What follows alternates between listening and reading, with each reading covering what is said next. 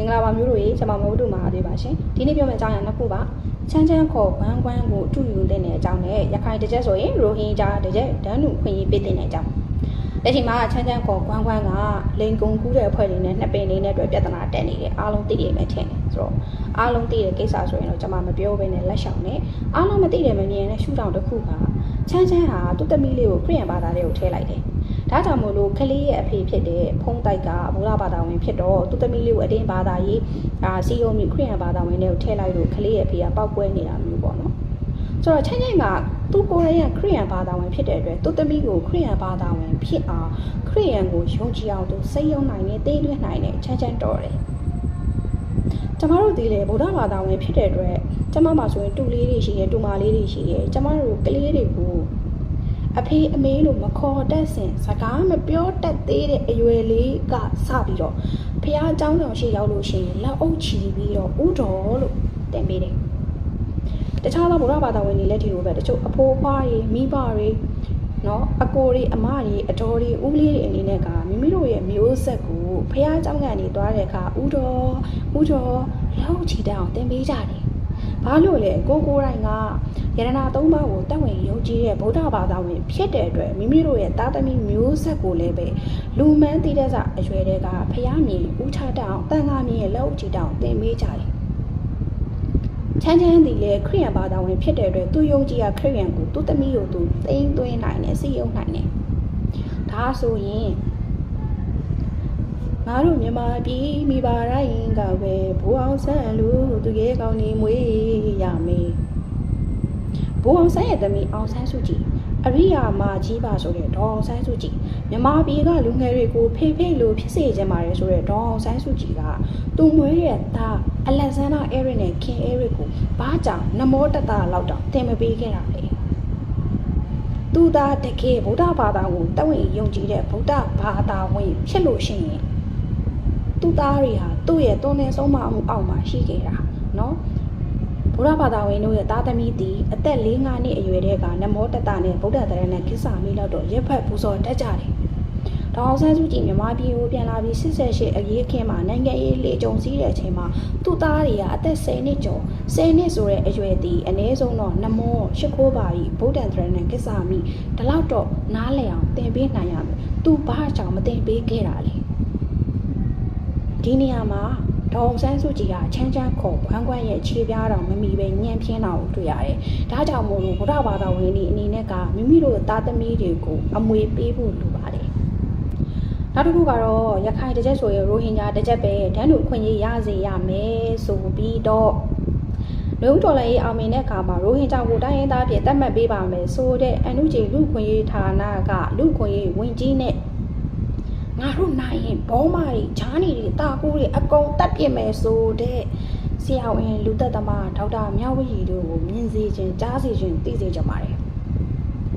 မြန်မာပြည်ရဲ့ပညာရေးကဘာမှသုံးစားလို့မရဘူးမြန်မာစာမြန်မာစကားမြန်မာစာပေကမြန်မာပြည်မှာဘွဲရလဲသူများနိုင်ငံမှာပကံစီးရတာပဲဘာမှစောက်သုံးမကြတဲ့ပညာရေးပါဆိုပြီးကိုယ်နိုင်ငံကိုပုံကန်နေတဲ့မြန်မာတွေကိုသိစေခြင်းမြင်စေခြင်းကြားစေခြင်းလေမြန်မာသာစီတို့သာမြန်မာနိုင်ငံတို့နိုင်ငံကိုဆိုင်ကြပါမြန်မာစကားတို့စကားကိုလက်သာပါမြန်မာသာစီတို့သာကိုမင်းတို့ပါဝတ်စီဖို့ဥပဒေမှာမြန်မာသာကိုတာမြန်မာသာနဲ့ရဲ့မေတ္တာကိုရာမလည်းပြီးဆိုတာနိုင်ငံဘာသာသိရှိမှာတော့ဘဝလေးတရားလားစာပေပေါ်ရမကြည့်သူမြတ်ကကြီးနဲ့အရဲ့သူမတူပါနဲ့ကလေးတို့မေမာသာရဲ့ကြတော့မေမာသာကြည့်ကြတော့ဘိုင်းနေကြတော့ဘိုင်းနေကြတဲ့ကြတော့ဘိုင်းနေကြတဲ့ကြတော့သာပါလက်ကမြန်မာရီအောင်သူတို့လောက်မမာဘူးမြန်မာဖြစ်ပြီးတော့မြန်မာစိတ်တက်မမွေးနိုင်နဲ့နော်ငွေဝဲကြုံအနောက်နိုင်ငံကိုအထင်ကြီးပြီးကိုယ့်လူမျိုးကိုနှိမ့်ချနေတဲ့လူရန်စားတွေကိုကျွန်မမြင်စေချင်တယ်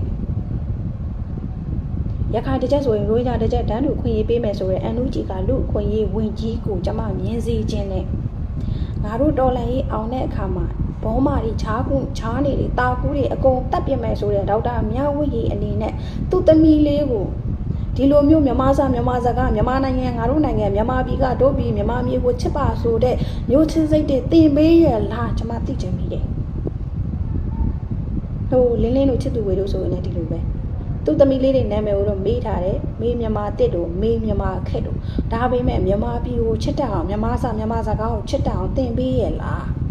ဒါဆိုရင်မေးမြန်မာခက်မုံနဲ့မေးအမေရိကန်တစ်မေးအမေရိကန်ခက်နာမည်ပြောင်းတင်တယ်နော်ကျွန်မအရင်တည်းကပြောတယ်သူတို့လူမျိုးတွေကလူမန်းတိတက်စာစကားပြောတတ်စာအရွယ်တွေကဒီမြန်မာနိုင်ငံငါတို့နိုင်ငံဒီနိုင်ငံကိုငါတို့ပိုင်နေဆိုတဲ့အတွေးခေါ်ကိုခေါင်းနဲ့ရိုက်ထည့်ပေးထားတာလို့ကျွန်မပြောတယ်ကျမတို့မြန်မာမှာခလေးတငယ်တွေဘာဖြစ်နေကြလဲဟိုမူဂျိုအရွယ်တွေက international school တွေမှာထားကြတယ်အင်္ဂလိပ်ကျောင်းတွေမှာထားကြတယ်နိုင်ငံခြားကိုအထင်ကြီးတယ်တာသမီပေါ်မှာပညာတတ်စေခြင်းနဲ့လောဘအရန်ကြီးတယ်အရန်ကြီးတော့နိုင်ငံခြားကျောင်းတွေထားတော့မြန်မာစကားတောင်ကောင်းကောင်းမတက်ကြတဲ့လူငယ်တွေများလာတယ်ဒါကြောင့်မလို့လဲကျမတို့ကဖုန်းတော်ကြီးတွေပညာရေးအကြောင်းဘာကအကြောင်းတွေကိုအားပေးတင်တယ်လို့ပြောတာဖုန်းတော်ကြီးတွေပညာရေးအကြောင်းတွေမှာကအတန်းအကြောင်းပညာပြင်နှလုံးသားနဲ့အုံနောက်ကိုပါဘာသာရေးအသည့်တွေသင်ပေးတဲ့ဒီလိုမျိုးဘာကအကြောင်းတွေကိုကျမတို့ကအားပေးအားမြောက်လုပ်ဖို့လိုတယ်ဓမ္မစကူးတွေဆိုလို့ရှိရင်လည်းဒီလိုပဲကျမရှေ့အရင်ကပြောခဲ့ဘူးတဲ့နော်ဓမ္မစကူးရေကြီးလေးမှာတင်တန်းကခလေးသေးသေးလေးတွေကိုတင်ရမှာမဟုတ်ဘူးအခုကအဲ့ဒီခလေးသေးသေးလေးတွေထက်ခလေးကြီးတွေနော်အသက်ကြီးပြီးအချိန်မစီးတဲ့ဟိုမြောက်ဒီမြောက်တွေကပိုပြီးတော့အတိခောက်ခက်အဝင်နဲ့တယ်ဒါကြောင့်မို့လို့ဓမ္မစကူးကိုရင်ကြီးလိမ်မှာတင်တန်းကိုလေနွေရာသီကြမှာခလေးတွေအတွက်တီးတန့်ဖွင့်ပေးတာမဟုတ်ဘဲနဲ့စနေတနင်္ဂနွေလို့ရုံးပေးရမျိုးတွေမှာလေလူကြီးတွေအတွက်နော်တပတ်ရက်ပြက်တင်တန်းတစ်လဆိုပြီးတော့တပတ်တစ်လအဲ့ဒီလိုမျိုးရက်ပတ်တင်တန်းနဲ့ဖွင့်နေပြီးတော့တင် जा ပေးဖို့လိုအပ်ပါတယ်ဒီအတွက်လည်းဘတ်ဂျက်လိုအပ်တဲ့ဘတ်ဂျက်ကိုဗုဒ္ဓဘာသာဝင်တွေအနေနဲ့ကလက်ရှိကျမတို့မြန်မာနိုင်ငံမှာဗုဒ္ဓဘာသာဝင်အနည်းဆုံး80%ရှိတယ်။အဲ့ဒီ80%ရဲ့တဝက်40%ကိုမှငွေကြေးမတက်နိုင်လို့အနည်းဆုံး30%လောက်ကတနေ့ကိုငွေ90လောက်ထည့်ဝင်မယ်ဆိုရင်ဒါအနည်းဆုံး3,500လောက်ရပါတယ်။မြန်မာနိုင်ငံမှာဗုဒ္ဓဘာသာဝင်80%ရှိတယ်။အဲ့ဒီ80%ရဲ့တဝက်40%မှာနဲ့ထပ်ပြီးလျှော့လိုက်အောင်မယ်။မြန်မာနိုင်ငံလုံးမှာရှိတဲ့ဗုဒ္ဓဘာသာဝင်တွေရဲ့30%ကအခုလိုဓမ္မစကူးသင်တန်းကျောင်းတွေဖွင့်လှစ်ဖို့အတွက်ရည်ကြီးလေးမှာသင်တန်းတွေဖွင့်လှစ်ဖို့အတွက်လိုအပ်တဲ့ကုန်ကျစရိတ်နဲ့ဘတ်ဂျက်တွေအားတို့ဗုဒ္ဓဘာသာဝင်တွေရဲ့ဗုဒ္ဓဘာသာအသင်းဆိုပြီးတယောက်ကိုတနေ့ငွေ90လှူဒန်းရင်တော့မှ30%သောလူတွေရဲ့ငွေအကုန်ပေါင်းရင်တရက်ကိုအနည်းဆုံး3,500လောက်ရှိတယ်